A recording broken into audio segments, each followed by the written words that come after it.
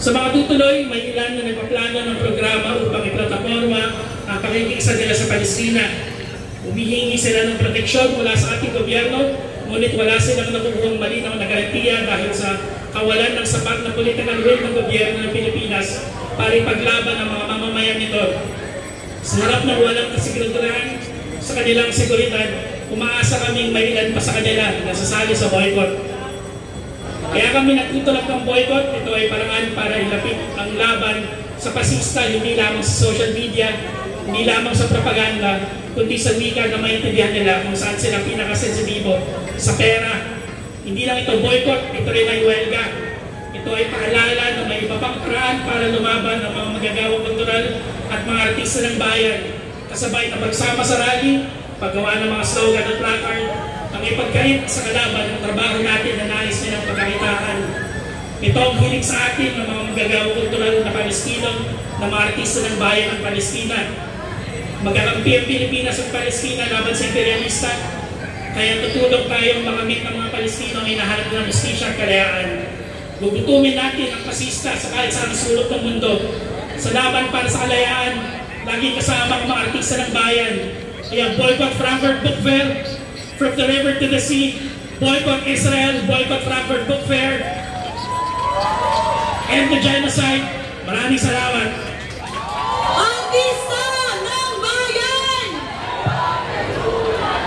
Ngayon ay lumalaban! Pilipino-Palestina! Laban sa imperialismo!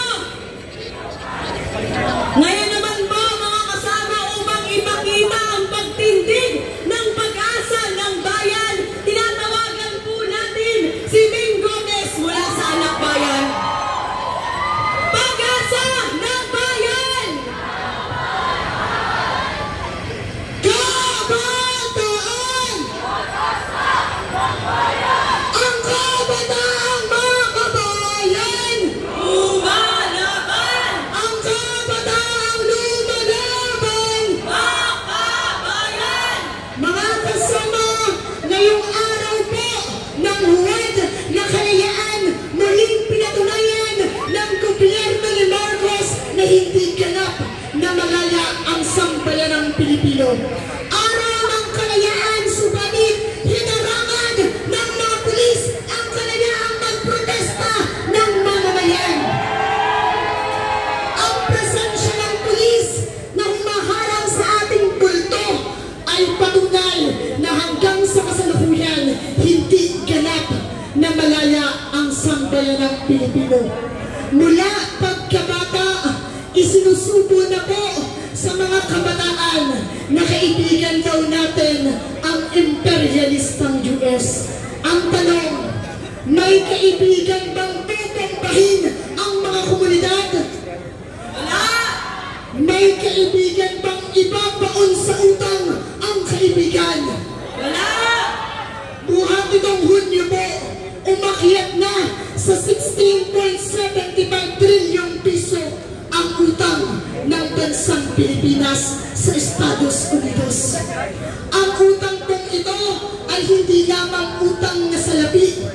Ang utang pong ito ay lisensya upang patuloy na maging dominado sa ekonomiya, politika, kultura at militar ang Estados Unidos. Sa kasalukuyan po,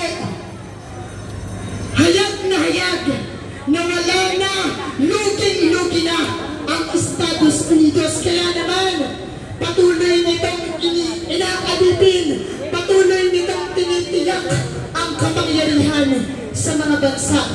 Ito po ay damang-dama ng mga kabataan sa forma ng edukasyon.